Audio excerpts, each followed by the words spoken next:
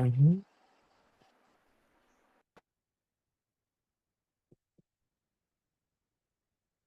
Right. तो मैं थोड़ा सा पहले रिवाइज करवा देता हूँ that what we did in the last class. पिछली क्लास में we talked about the non cyclic photophosphorylation का प्रोसेस। अब इस नॉन साइक्लिक फोटोफॉस्फोरिलेशन में हमने ये देखा था कि it was one of, well this is cyclic, I go to non cyclic first right here. This is one of the methods और वन ऑफ द रूट्स जो कि लाइट डिपेंडेंट स्टेज में यूज होते हैं। अगर साइक्लिक फोटोफॉस्फोरिलेशन नहीं हो रही है तो नॉन साइक्लिक होगी, और नॉन साइक्लिक के साथ साथ फोटोलाइसिस ऑफ वाटर भी इन्वॉल्व होता है। So how it starts is energy is harvested by photosystem 2 by the photosynthetic pigments present in the antenna complex of photosystem 2. I'll go a bit fast तो क्योंकि revise कर रहे हैं। By present in the antenna complex of photosystem 2, 680 nanometre wavelength of light को वो absorb करेंगे और ये ट्रांसफर करेंगे ये accessory pigments from the one subsequent pigment to the next until all of the light energy reaches the pair of chlorophyll A molecules। ये है मेरे प्राइमरी पिगमेंट जो कि रिएक्शन सेंटर में प्रेजेंट है। जब ये इनको ऑब्जॉर्व कर लेते हैं तो फोटो एक्टिवेशन होती है, which is the electrons are absorbing this energy, और उनकी फिर एमिशन होती है from the chlorophyll A and hence the photo system, resulting in these electrons then moving through the electron transport chains. It causes the carriers in the electron transport chain to undergo a series of redox reactions, while these electrons are also losing energy. This energy is used by the free electron transport carriers to actively pump protons को from the stroma into the thylakoid space। एक बार उन्होंने pump कर दिया तो अब proton gradient जो पहले ही steep था अब वो और ज्यादा स्टीप हो गया। So this results in a steep proton gradient being developed, जिसकी वजह से अब प्रोटॉन्स मूव करेंगे from the thylakoid space back into the stroma down the concentration gradient through facilitated diffusion through the ATP synthase enzyme. जब protons इसके through move करेंगे तो energy lose करेंगे, केमियोस्मोसिस का प्रोसेस होगा जहाँ पे फॉस्फोरिलेशन ऑफ एटीपी होगी। मैंने यहाँ पे बाय हैंड ड्रॉ किया था diagram, and this was the fair form में diagram representing the thylakoid membrane. इसके ऊपर थाइलाकोइड स्पेस आ जाती है और नीचे सारा स्ट्रोमा आ जाता है।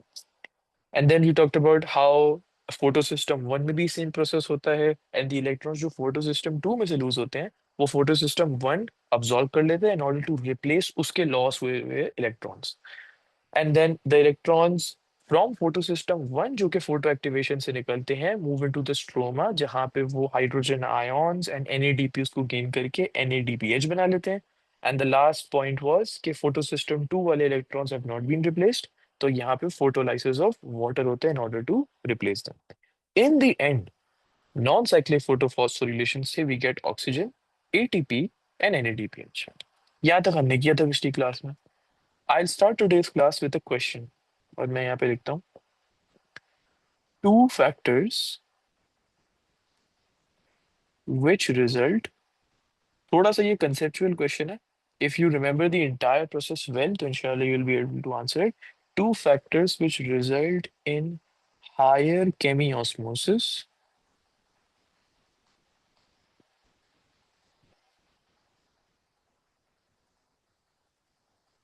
during non-cyclic photophosphorylation।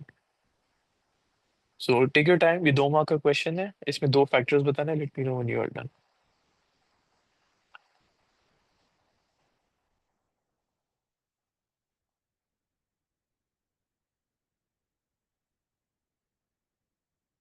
Also, I just wanted to ask, is this portrait font better, और या तो मैं लैंडस्केप भी करके दिखा देता हूँ। Landscape, is this font better और the portrait version better? Yeah, both are fine. Right, तो फिर I just continue the portrait, मुझे फिर आसानी होती है लिखने में। Yeah, sure. Yes.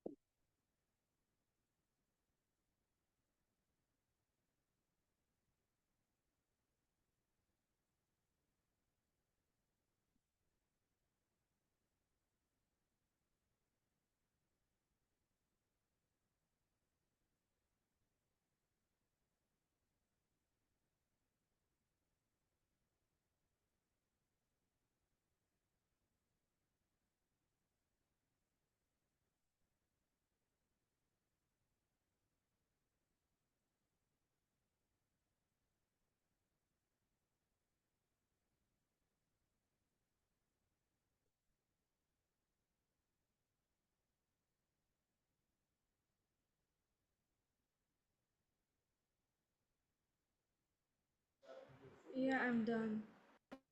Yeah, so could you explain your answer? Yeah. Okay, so basically, I think the first factor is going to be the high light intensity because that increases the rate of electron flow through the photosystem, which produces more like ATP by the process of chemiosmosis. Because like if light energy is going to, if there's going to be more, there's going to be more light like absorbed, there's going to be more photoactivation. So basically, more electrons are going to travel through the photosystems. And then the second point, I think it's going to be the high availability of the NADP molecules. I think because that basically shows that if like NADP, there are like many NADP molecules there, so like more electrons are going to be like more protons are going to be released into the stroma, and basically this will enhance the proton gradient. Right तो अब normally जो इस किस्म के answers में three factors होते हैं, लेकिन क्वेश्चन में वो दो फैक्टर्स बोलते हैं, so you have to choose which three you have to write out of the two. दूसरा factor I would not really recommend writing it, and I explain it why in just a moment. पहला factor, that's a factor, बिल्कुल सही है, the high light intensity और the amount of light intensity. So ये जो amount होता है of light intensity, ये डिफाइन करता है कि accessory pigments present in the antenna complex कितनी अमाउंट ऑफ लाइट एनर्जी को ट्रैप कर पाते हैं, और फिर दैट रिजल्ट्स इन उतनी ही लाइट एनर्जी ट्रांसफर होती है to the photosynthetic pigment which is the chlorophyll a molecule का pair, primary pigment in the reaction centre. और ऑफ कोर्स उतनी ज्यादा फोटो एक्टिवेशन होगी, तो ये बिल्कुल सही है. Second factor is not quite right, in उसकी बजाय I will give another factor and that is the photolysis of water. मतलब कि इस क्वेश्चन को अगर वापस से पढ़ें, it says two factors which result in a higher chemiosmosis during non-cyclic photophosphorylation. अब like all of the other questions which ask us to deduce and go through the entire process and see if there is anything, हर इस तरीके के question में we just do one thing which is backtracking. अगर यहाँ पे बात हो रही है हायर अमाउंट ऑफ केमियोसोसिस की, केमियोस्मोसिस होती कैसे? It's because hydrogen ions are moving down the concentration gradient, correct? Yeah. और ये जो hydrogen ions which are moving down the concentration gradient, they are moving from the thylakoid space into the stroma, जहाँ पे thylakoid space में high concentration है और ये जो stroma है इसमें low concentration है. Therefore, if I would want to have a greater amount of chemiosmosis taking place, मैं चाहूंगा कि ज्यादा hydrogen ions यहाँ से यहाँ तक ट्रांसफर हो. अब अगर ज्यादा हाइड्रोजन आयंस को मुझे ट्रांसफर करवाना है तो मैं दो चीजें कर सकता हूँ. ये जो हाई कंसेंट्रेशन इसको मैं और हाई कर दूं, या ये जो लो कंसेंट्रेशन इसको मैं और क्या कर दूं, हाई के लो. Uh, I think high. Right, तो मुझे केमियोस्मोसिस की अमाउंट बढ़ानी है, राइट. तो अगर केमियोस्मोसिस की Yes. अराउंड बढ़ानी है तो प्रोटॉन ग्रेडियंट को स्टीपर बनाना पड़ेगा. So if it is a high concentration here, should I make it more higher और more lower? Steep gradients, I think more high. More higher. मुझे डिफरेंस बढ़ाना है between the concentrations. If this is low, should I make it even more lower और should I increase it to higher? Increase it to high. अच्छा, for this I'll explain it using a diagram. Let's say concentration gradient stroma की मैंने ये line से represent कर दी, और मैंने एक और concentration gradient यहाँ से रिप्रेजेंट कर दी. सो ये वाली line represents the concentration gradient of the thylakoid space, and ये जो ये वाली लाइन है represents the concentration gradient for the stroma. This is the steepness. So you get this diagram, which talks about the steepness represented by Yes. the arrow. Yeah. Okay. अब अगर मुझे ये green arrow को बड़ा करना है, तो ये वाली जो लाइन है, should I move it downwards और should I move it upwards? Upwards. Upwards, which means that thylakoid space की कंसंट्रेशन को और भी बढ़ाना चाहिए. एक कंसंट्रेशन जो ऑलरेडी हाई है क्योंकि वो ऊपर की तरफ बनी हुई है, उसको मुझे और हाई करना है. तो मैंने अब इसको यहाँ पे बना दिया. अब ये जो स्ट्रोमा है कि नीचे की तरफ है, अगर इस ग्रीन एरो को बढ़ाना है, so should I move this upwards और डाउनवर्ड्स? Downwards. डाउनवर्ड्स, मीनिंग ये स्ट्रोमा जिसकी लो कंसेंट्रेशन है, इसको भी मुझे और भी लोअर करना है. So you see the difference is getting higher and higher. Now the difference is something like this. ये ग्रीन एरो अब इस तरीके का बनेगा. तो जो हाई कंसंट्रेशन ऑलरेडी थी, मैंने उसको और भी ज्यादा हाई कर दिया. जो कंसंट्रेशन लो थी, मैंने उसको और भी ज्यादा लो कर दिया. तो स्टीपनेस मैंने बढ़ा दी. So did you get this part about increasing steepness? Yes, I did. Thank you. Okay. अब आते हैं फोटोलाइसिस ऑफ वाटर पे. So could you tell me where does photolysis of water take place? In the thylakoid space. In the thylakoid space, very good. और photolysis of water में क्या hydrogen ions produce होते हैं? Yeah. Yes, hydrogen ions are produced.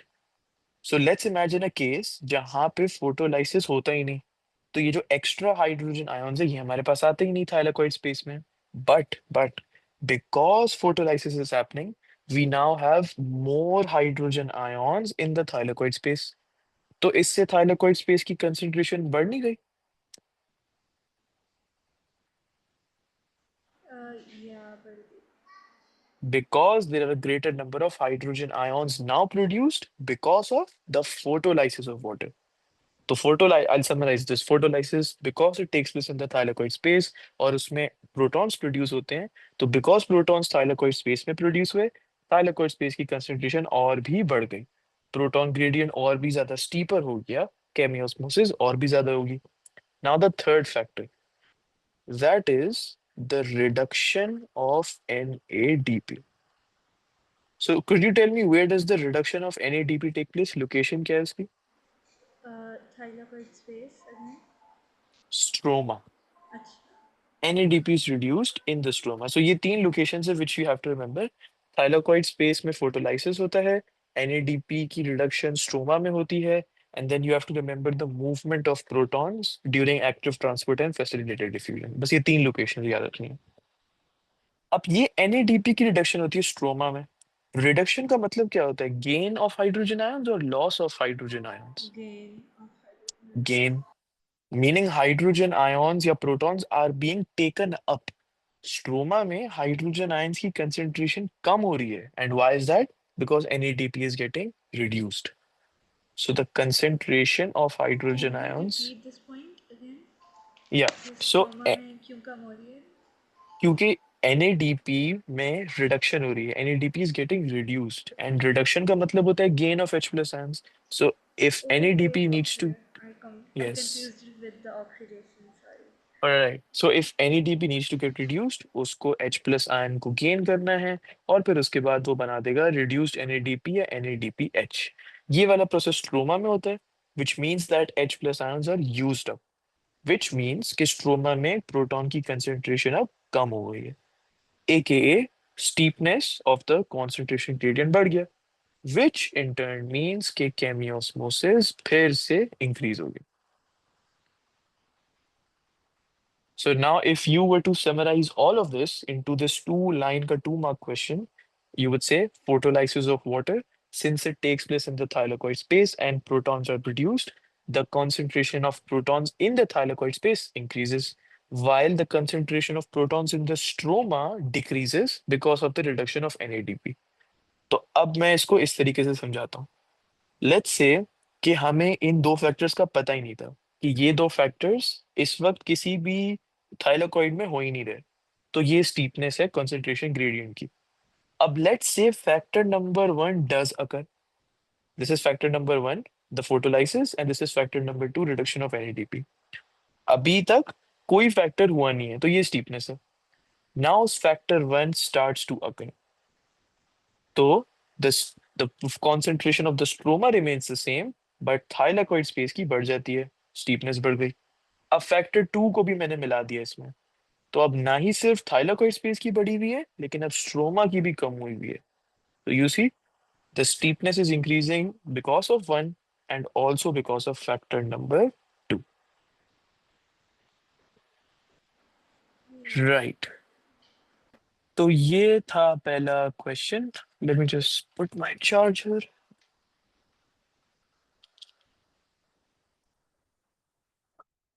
Okay, अब मैं cyclic और photo cyclic and non cyclic को हम फिर समराइज कर देते हैं।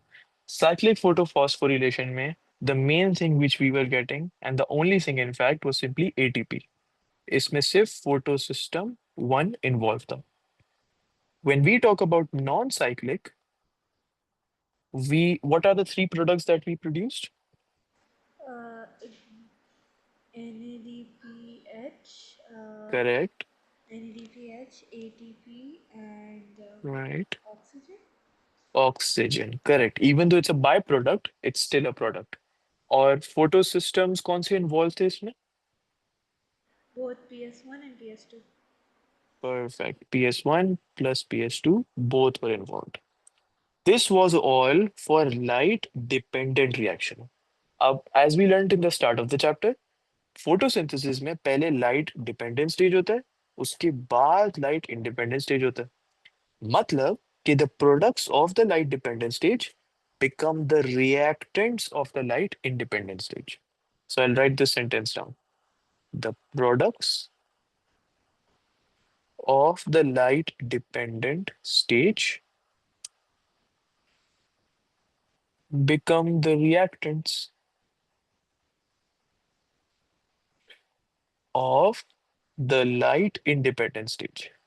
लेकिन इन प्रोडक्ट्स में से एक प्रोडक्ट है जो यूज नहीं होगा। Can you guess what that product is? NADPH. Oxygen. अच्छा. Because oxygen is a by product. Obviously हमने अभी तक पढ़ा नहीं है, so just took a guess. Oxygen एक बाय प्रोडक्ट है। सो जब भी फोटोसिंथेसिस होता है, हमारा मेन गोल होता है कि ग्लूकोज बनाना है। अब इस प्रोसेस के दौरान ऑक्सीजन प्रोड्यूस हो गया, अब उसका कुछ कर तो नहीं सकते हम। तो उसको हम दो तरीकों से डील करते हैं। सबसे पहला, most of it is removed from the cell. Most of the oxygen is removed from the cell, लेकिन some of the oxygen is used for aerobic respiration. Aerobic respiration. अगर मैं थोड़ा सा ऊपर जाऊं, I will be able to show this oxygen की कि उसके साथ क्या करते हैं। 1 सेकेंड, ये नॉन साइक्लिक आ गया। Photo, yeah. So most of the oxygen is diffused out of the cell. Some of the oxygen is used for aerobic respiration. तो ये photosynthesis का जो next stage है, light independent stage, ये उसमें काम ही नहीं आता है because it's a byproduct. We did not want this product to be produced. वो बस produce हो गया। So when I say products of light dependent stage are the reactants of light independent stage, I mean to say two products. एक है ATP और एक है reduced NADP या NADPH। राइट, सो हमने बिल्कुल चैप्टर के शुरू में लाइट इंडिपेंडेंट रिएक्शन का एक और भी नाम पढ़ा था। It was some cycle, do you remember that? Calvin cycle. Calvin cycle, correct. इसको मैं न्यू पेज पे ले जाता हूँ। Calvin cycle. क्योंकि लाइट इंडिपेंडेंट स्टेज में सिर्फ एक ही साइकिल होती है, सिर्फ एक ही रिएक्शंस होते हैं, that is Calvin cycle. Therefore light independent reaction और light independent stage and Calvin cycle दो वर्ड्स हैं which are used interchangeably. So do not be worried when I say Calvin cycle, it is just light independent reaction. Okay. अब यहाँ पे भी एक cycle है, just like Krebs cycle, which means that it is a cyclic process or it is a continuous process. The product of the first reaction becomes the substrate for the next reaction. The product of the second reaction becomes the substrate of the third reaction. एक cycle of reactions हो रहे हैं। अच्छा, अब एक बहुत जरूरी line which the entire topic is essentially based on, और वो क्या? When we learned about the light dependent stage, उसके नाम से ही हमें पता चल रहा था लाइट डिपेंडेंट स्टेज, मतलब ये ऐसा स्टेज है जो कि लाइट पे डिपेंडेंट है।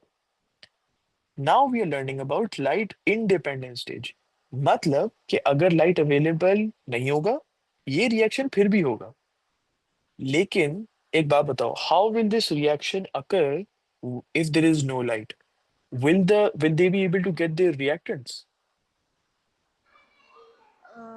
No, if like the if light is not present completely, I don't think so वो because इसलिए, it depends on like the products of the light. it depends on the products. That was what I was looking for. It depends on the products. So let's say if light is available, light available है तो light dependent stage आराम से हो जाता है, हमें उसमें से products भी मिल जाते हैं. So we also get the reactants for the light independent stage और वो आसानी से हो जाता है. लेकिन अगर लाइट अवेलेबल नहीं है तो लाइट डिपेंडेंट स्टेज तो नहीं हो सकता. इसका मतलब the ATP and the NADP जो हम प्रोड्यूस करते हैं normally, we will not be able to produce that. तो अगर कैल्विन साइकिल के पास ये दो रिएक्टेंट्स है ही नहीं, तो वो रिएक्शन कैसे करेगा? सो यहाँ पे जो लाइन याद रखने की है is that, late me just erase this, and ये मैंने बिल्कुल शुरू में भी लिखी थी चैप्टर के, is that this stage is not dependent on light,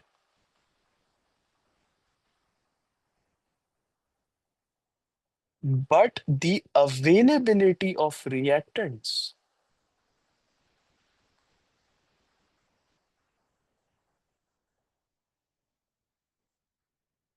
is available, is dependent on light. मैं यहाँ तक रुकता हूँ. इस सेंटेंस में कोई भी डाउट हो तो आप पूछ लो. No, no doubt. Okay.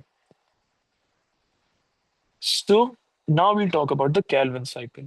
There are three main steps when we talk about the Calvin cycle. या रिएक्शंस तो बहुत सारे हो रहे होते हैं, लेकिन इन रिएक्शंस को कुछ नाम दिए जाते हैं. जैसे दिस इज रिएक्शन वन, इसका कोई नाम है, रिएक्शन टू का कोई नाम है. तो ये जो तीन स्टेप्स हैं वो क्या है कैल्विन साइकिल के अंदर? The first step is called carbon dioxide fixation. When we do the reactions मैं बता दूंगा कि which reaction stands for what step, लेकिन तीन स्टेप्स अभी हैं for now. First step is carbon dioxide की fixation. Second step is reduction. And the third step is regeneration.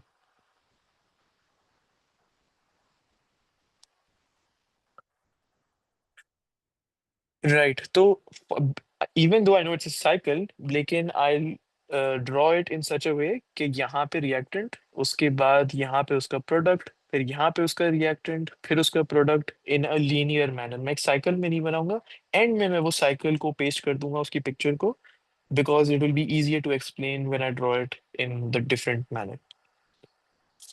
Right. So we start with हमारा जो रिएक्टेंट है, जो सबसे पहला रिएक्शन होने जा रहा है, उसका रिएक्टेंट का नाम होता है ribulose bisphosphate. So ribulose bisphosphate को कहते हैं RUBP. नाउ RUBP एक एक्सेप्टेबल एक्रोनिम है. मतलब कि you don't just needed to remember, you can also write it in the exam as RUBP. Ribulose bisphosphate.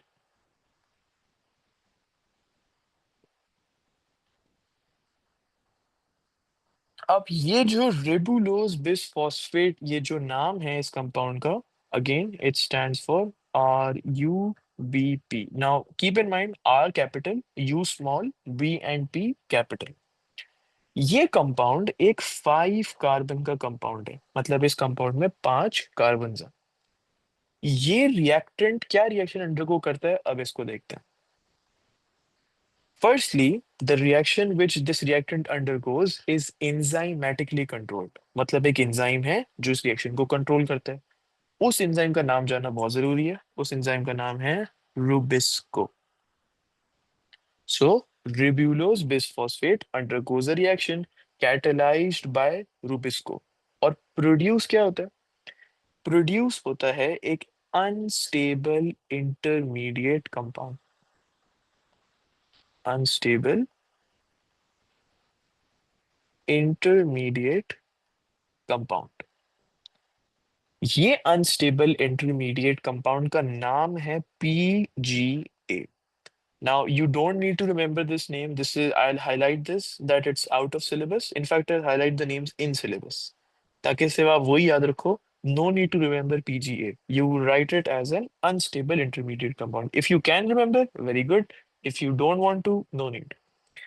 अच्छा, रिबोलूस बिसफॉस्फेट एक 5 कार्बन का कंपाउंड है. But this unstable intermediate compound is a 6 carbon compound. और हमें ये भी पता है कि ये एक एंजाइम है. एंजाइम तो अनचेंज्ड रहता है at the end of the reaction.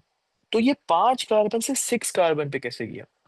वो इसीलिए क्योंकि इस रिएक्शन में इन्वॉल्व था carbon dioxide.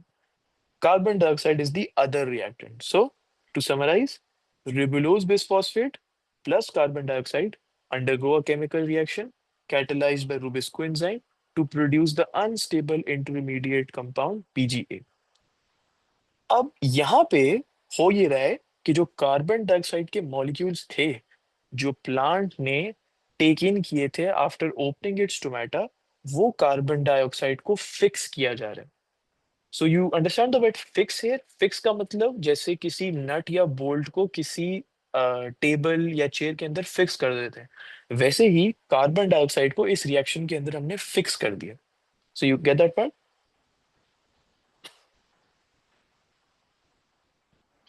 Can you repeat? Yeah, so for example, sorry. So for example, if we have a nut or a screw, इस नट या स्क्रू को अगर हमें एक टेबल में फिक्स करना हो, so we just as in we fix it inside, right? Carbon dioxide जो स्टोमेटा से प्लांट टेक इन करता है, उसको रिबोलूस बिसफॉस्फेट के साथ ऐड कर दिया जाता है ताकि वो एक नया कंपाउंड बना ले. So essentially you are fixing the carbon dioxide. Yeah, okay, okay. तो ये जो फिक्सिंग है कार्बन डाइऑक्साइड की, okay, now another word you can call for fixing if it seems a bit difficult. Fixing carbon dioxide simply means involving carbon dioxide in a reaction. अब involving carbon dioxide in a reaction को हम fixing क्यों बोलते हैं? क्योंकि अगर carbon dioxide इस reaction में इन्वॉल्व नहीं होता तो वो अभी भी घूम रहा होता as carbon dioxide. But because we used it in a reaction, it's get used up and it produces a completely new compound. So we have fixed the carbon dioxide into the ribulose bisphosphate. तो इसीलिए इस reaction का जो नाम है that is called carbon dioxide fixation. This was the first step जो मैंने यहाँ पे लिखा था. सो RuBp plus CO2 converts to unstable intermediate compound. This step called carbon dioxide fixation is catalyzed by Rubisco enzyme. अब कार्बन डाइऑक्साइड फिक्सेशन सिर्फ reaction 1 के लिए लिमिटेड नहीं है. रिएक्शन नंबर 2 भी होता है and even that comes under carbon dioxide fixation. Reaction number 2 क्या है? रिएक्शन नंबर 2 में ये अनस्टेबल इंटरमीडिएट कंपाउंड को हम कन्वर्ट कर देते हैं into something called GP. Just like we learned about TP in respiration, which was triose phosphate, GP is another acceptable acronym and it's called glycerate 3 phosphate. अच्छा, could you explain what does the letter 3 here mean? और फिर उसके बाद phosphate लिखा हुआ है, इसका मतलब क्या है? That basically the phosphate group is connected at the third carbon. The third carbon, correct. अब ये तो हमें पता चल गया, phosphate group is connected to the third carbon atom. एक ग्लिसरेट 3 फॉस्फेट मॉलिक्यूल को अगर हम सेपरेटली देखें, so if you look at a glycerate 3 phosphate molecule, it is a 3 carbon compound. But हमने तो 6 कार्बन से शुरू किया था. So we are producing 2 glycerate 3-phosphate molecules, making total में 6 carbon. So essentially we are dividing the molecule into 2 और वो एक नया molecule बन जाता है GP. Again, acceptable acronym, can write in the exam. GP. अब इसके बाद एक बहुत इंटरेस्टिंग चीज होती है. मैं यहाँ पे 2 पॉइंट्स पे लिखता हूँ. Some part of the GP, glycerate 3-phosphate, is used. और ये मई जून 2025 के पेपर 4, मैंने कौन सा दिया था, पेपर 4 1, और sorry May June 2024, I don't remember the year. So paper 4 1 में ही आया है. कि जीपी किस तरीके से यूज होता है. सो सम पार्ट ऑफ जीपी और glycerate 3 phosphate is used for amino acid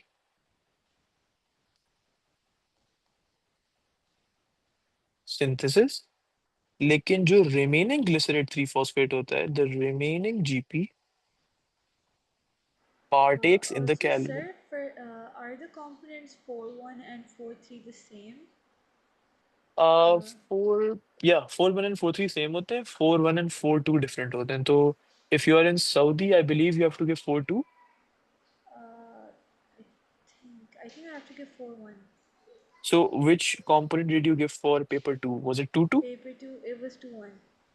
It was 2 1. Okay, so yeah, so different schools में different follow होते हैं, so you have to give 4 1. But never think if 4 1 आएगा तो I'll just practice 4 1. No, always practice four Yeah. two as well. Okay. Right. So once the GP is produced यहाँ पे, उसमें से कुछ हिस्सा, just some part of the GP is used for amino acid की synthesis, लेकिन जो remaining GP होता है, अभी Calvin cycle तो खत्म नहीं हुआ है, remaining GP partake करता है in the Calvin cycle. So what we understand by this is not 100% of glycerate 3 phosphate produced moves on to the Calvin cycle का next reaction. ऐसे नहीं होता, because some of it is used for amino acid synthesis. Right.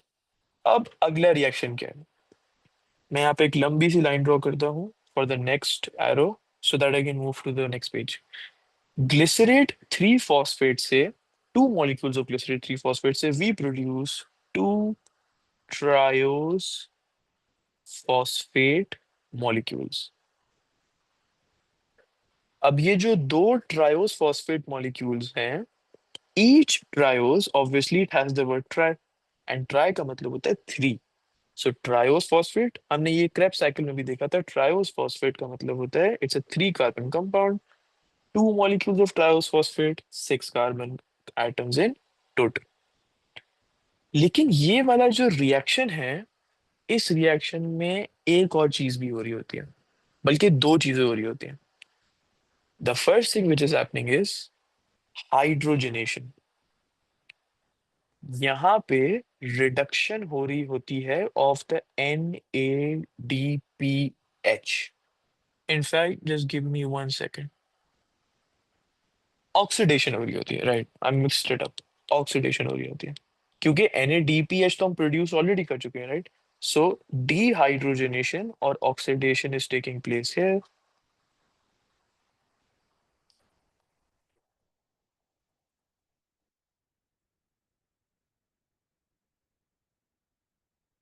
जहां पे ये 2 NADPH होते हैं और ये बनाते हैं 2NADP+2H.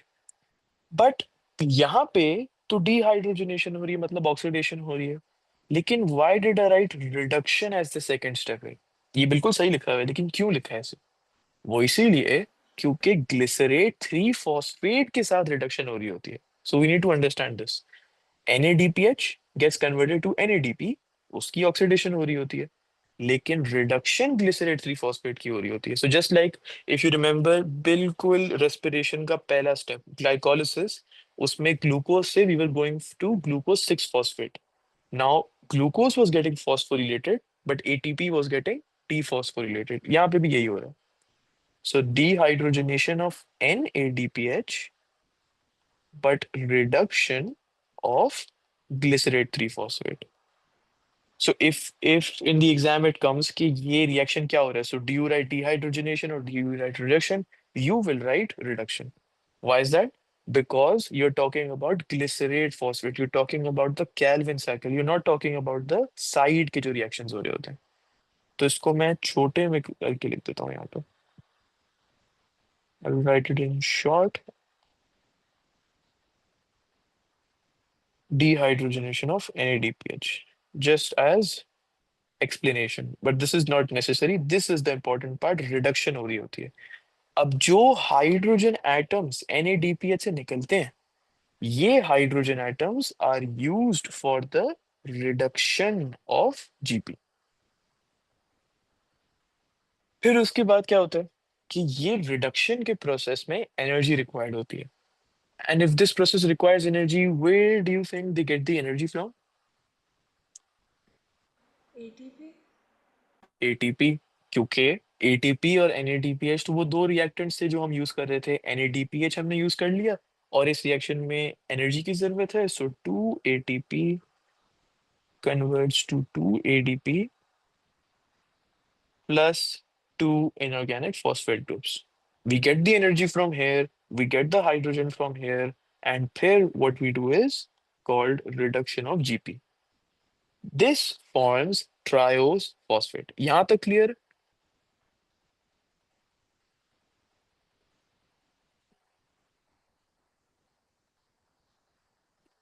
Can you hear me?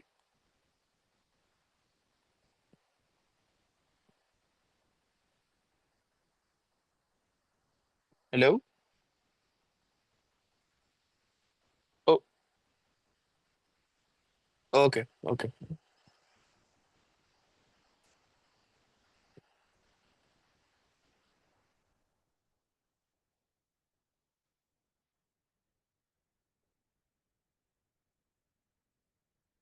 okay.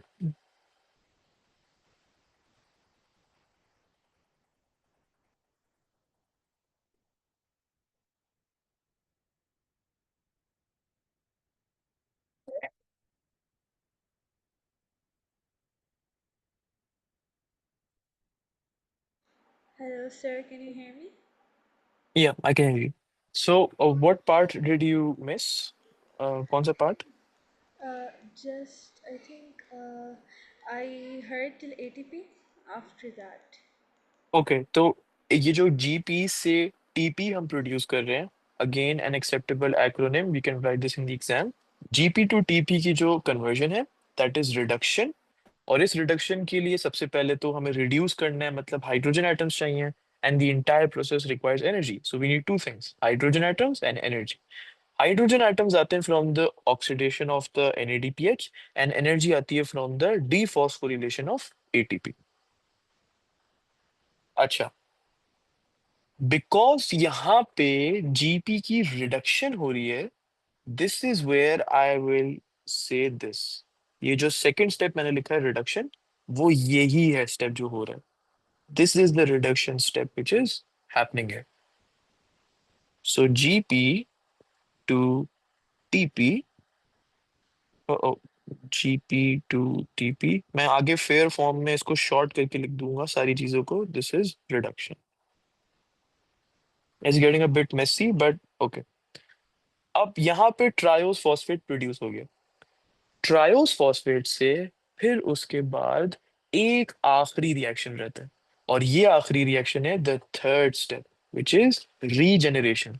अब what do you understand by the word regeneration? Making the same thing again. Making the same thing again, because it's a cycle of reactions and I started with ribulose bisphosphate, अब मुझे cycle को खत्म करनी है, मुझे फिर से RUBP को प्रोड्यूस करना है। तो यही होगा यहाँ पे, triose phosphate gets converted to RUBP, which is a 5 carbon compound। अब यहाँ पे मैं दो बहुत जरूरी चीजें बताऊंगा।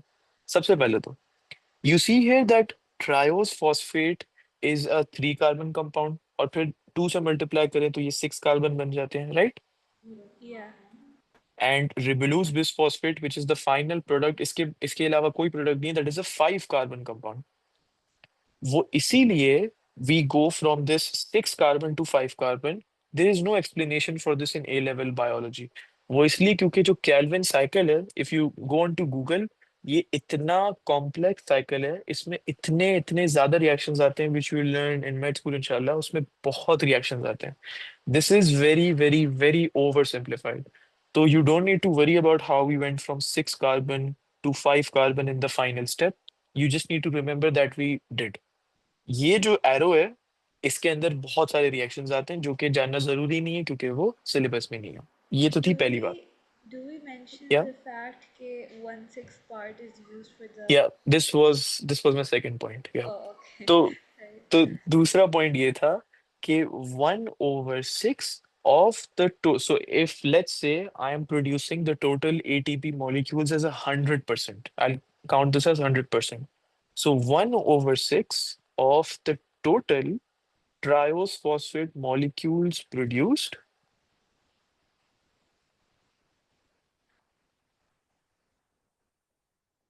is for producing glucose, while the remaining 5 over 6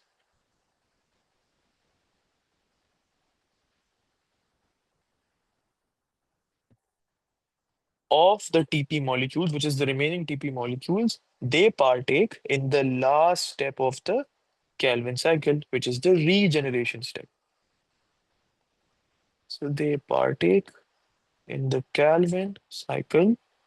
ये वाला part is called regeneration.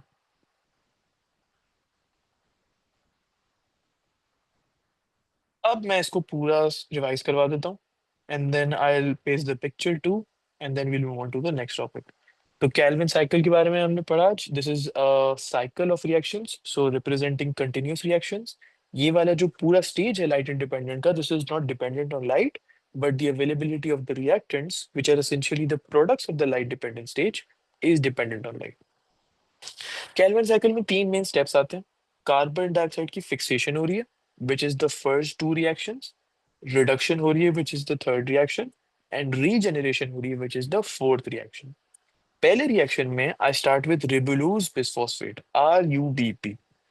RuBP एक 5 कार्बन कंपाउंड है और ये 5 कार्बन कंपाउंड को मैं कन्वर्ट करता हूं into an unstable intermediate compound called PGA. ये है एक 6 carbon compound. Now, the reason I went from 5 carbon to 6 carbon is because एक दूसरा compound भी involved था, that was carbon dioxide. And I was fixing the carbon dioxide into RuBP to make PGA. So this fixing of carbon dioxide is why this part of the reaction is called carbon dioxide fixation. Rubisco enzyme इस enzyme है जो इस reaction को control करता है. अब इस unstable intermediate compound से मैं सेकंड रिएक्शन की तरफ मूव ऑन करता हूँ wherein I produce two glycerate 3-phosphate compounds. Glycerate 3-phosphate का मतलब है कि phosphate group is present on the third carbon atom और glycerate 3-phosphate को मैं शॉर्ट फॉर्म में GP भी लिख सकता हूँ. This is a 3 carbon compound और 6 कार्बन से 3 कार्बन इसलिए आए क्योंकि 2 मॉलिक्यूल्स प्रोड्यूस हुए मेकिंग ओवरऑल 6 कार्बन. तो ये मैच कर गया. अब दिस इज वेरी इंपॉर्टेंट. पहला रिएक्शन और रिएक्शन नंबर 2 दोनों कार्बन डाइऑक्साइड फिक्सेशन के अंदर आते हैं. If in exam you just write the first step is carbon dioxide fixation, that will be considered wrong. वो मार्क कट होगा, कट तो नहीं होगा, वो रॉन्ग मार्क होगा because is no negative marking. अब ये ग्लिसरेट 3-फॉस्फेट जो प्रोड्यूस हुआ है, some part of the glycerate three phosphate is use for amino acid की synthesis and remaining is taking part in the Calvin cycle. अब TP की तरह 1/6 और 5/6 परफेक्ट हमें नंबर्स दिए हुए, right, we are given numericals. यहाँ पे सम का वर्ड यूज किया गया because we are not sure and we do not need to know at the stage कितना जीपी अमीनो एसिड के लिए और कितना जीपी कैल्विन साइकिल के लिए यूज होता है. Right. Then from GP, we went to TP. This is very easy to learn because of the acronyms GP to TP. अब ये वाला जो स्टेप है, this is called the reduction step. क्यों? क्योंकि जीपी की रिडक्शन हो रही है, हाइड्रोजन ऐड हो रहा है. तो अगर हाइड्रोजन ऐड हो रहा है तो हमें दो चीजें चाहिए, एक तो हाइड्रोजन खुद और एनर्जी. हाइड्रोजन को पाने के लिए we need to oxidise the hydrogen carrier and not to get the energy we need to dephosphorylate the ATP. ये हमारा रिएक्शन यहाँ पे हो गया रिडक्शन का और हमने 2 ट्रायोस फॉस्फेट मॉलिक्यूल्स को यहाँ पे प्रोड्यूस कर दिया. Try stands for 3 carbon, 2 molecules 6 carbon. आखिरी रिएक्शन होता है which is the regeneration step. This is very very simple. Cycle को कंप्लीट करना है, RuBP को वापस प्रोड्यूस करना है, 5 कार्बन प्रोड्यूस करना है.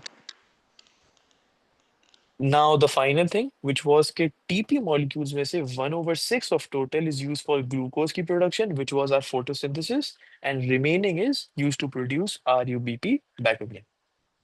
तो यहाँ तक कोई सवाल? No, sir. Sir, also, sorry, yeah, that, yeah. Yeah. Triose phosphate can be called as TP. So can we use the same, can we use this for the glycolysis reaction? Yes, मतलब glycolysis में पूरी biology में भी TP and GP are acceptable acronyms. Okay, thank you. Right. अब ये जो हम करने जा रहे हैं, the next stage, I believe this is the final topic. Let me check. No, this is the second last topic. Also, आखिरी topic है. Yeah. are we going to cover the P5 content वगैरह, the biostats वगैरह? या तो P5 का जो content है, जो P5 पेपर है, I am planning to start it by February, क्योंकि वो बहुत आसान है. इट्स जस्ट वन क्वेश्चन जो कि 10 मार्क्स का होता है, जो मेन होता है. बाकी will not be able to do paper 5 unless we have completed chapter 18, which is biodiversity. So, Okay, because the 90% of paper 5 is biodiversity, natural selection, वगैरह वगैरह. So, oh, even if you do it in school without doing chapter 18, you'll see the teacher skipping a few questions क्योंकि वो अभी तक पढ़ा ही नहीं गए yeah, होंगे. वो parts वगैरह skip हो जाते हैं. Yeah, so majority paper 5 biodiversity होता है और उसमें एक सवाल आता है 10 से 15 मार्क का. That is the main crux of the paper. So we'll start by February. इंशाल्लाह एक महीने में we'll be done with paper 5. Okay. Yeah.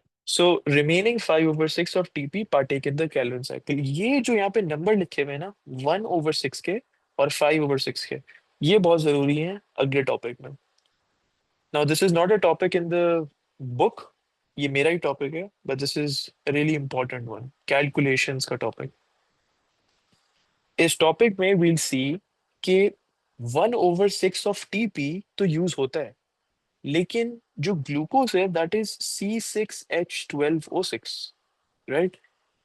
यहाँ पे we are losing one carbon atom when we are doing this complete reaction which involves बहुत सारे और reactions जो हो रहे होते हैं. ओवरऑल हम एक कार्बन एटम को लूज करते हैं, लेकिन अगर हम एक कार्बन एटम को लूज करते हैं तो यहाँ पे 6 कार्बन एटम का ग्लूकोज कैसे बन जाता है. This is what the calculation is about. So I right the photosynthesis का रिएक्शन है 6CO2 plus 6H2O, making C6H12O6 plus 6H2O. Sorry 6O2. अब ये जो 6 ऑक्सीजन के मॉलिक्यूल्स हैं, ये कहाँ पे प्रोड्यूस हुए थे. Photolysis. Photolysis, correct. राइट. अब ये जो 6 कार्बन है ग्लूकोज के, this is the most important part, and this is where I write this line. For producing 1 molecule of glucose, for producing 1 molecule of glucose, the Calvin cycle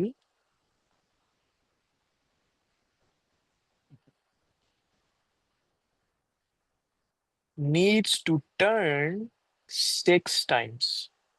I'm not sure if this is mentioned in the book or not, लेकिन ये बहुत जरूरी है to understand. एक molecule glucose को बनाने के लिए 6 दफा कैल्विन साइकिल को पूरा टर्न करना पड़ेगा. इट नीड्स टू पूरा do the entire revolution, the entire Kelvin cycle 6 times. Why is that? Because each turn of the Kelvin cycle involves one carbon dioxide molecule getting fixed, as we saw in the first reaction. One molecule of ribulose bisphosphate plus one molecule of carbon dioxide makes the PGA, which is the unstable intermediate compound. तो हर दफा एक cycle घूमती है, only one carbon dioxide molecule is fixed. अब अगर 6 kelvin cycles हो रही हैं तो how much carbon dioxide molecules would get fixed in total. 6. 6. So 6 CO2 molecules are fixed. अब अगर हम मान लेते हैं, let's just assume for now कि 6 cycles करनी पड़ेंगी. We'll prove it later. Just assume it for now. एक ribulose bisphosphate which is used in one cycle. So अगर if I'm using one ribulose bisphosphate, that means I'm doing one cycle. उससे मैं produce करता हूँ 2 TP molecules, correct? Yeah. So if I am doing 6 cycles, I'm using 6 RUBP, which is 12 triose phosphate molecules. Now, each triose phosphate molecule कितने carbon होते हैं उसमें? Three carbons and one 3 triphosphate. carbons in one triose phosphate. So how much would this in total be? 12 triose phosphate molecules के अंदर कितने carbon atoms होंगे in total?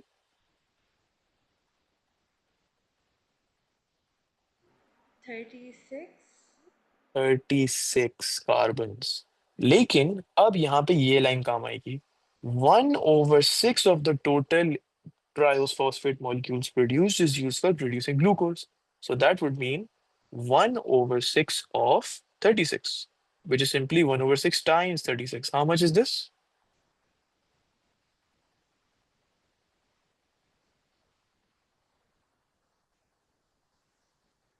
6. 6 carbons. So this is where you should understand कि कहाँ से glucose की production हो रही है। C6H12H6 में ये हैं वो 6 carbons. I'll repeat this entire calculation again. So forget the carbon dioxide molecule part for now. अगर एक कैल्विन साइकिल टर्न कर रही है तो एक रिबुलोज बिसफॉस्फेट यूज होगा, जिसका मतलब ये है कि 2 TP प्रोड्यूस होंगे। If the Calvin cycle was to turn 6 times, 6 RUBP is produced and 12 TP is produced. For 12 TP to be produced, 36 carbon atoms are produced in total. 1/6 of TP is used for glucose production, which is 1/6 of 36, which is 6 carbon atoms. तो एक तो हो गई ये पहली चीज। दूसरी चीज we'll prove, सो C6H12O6 में से ये 6 वाला पार्ट तो हमने प्रूव कर दिया। नाउ वील प्रूव दिस 12 वाला पार्ट।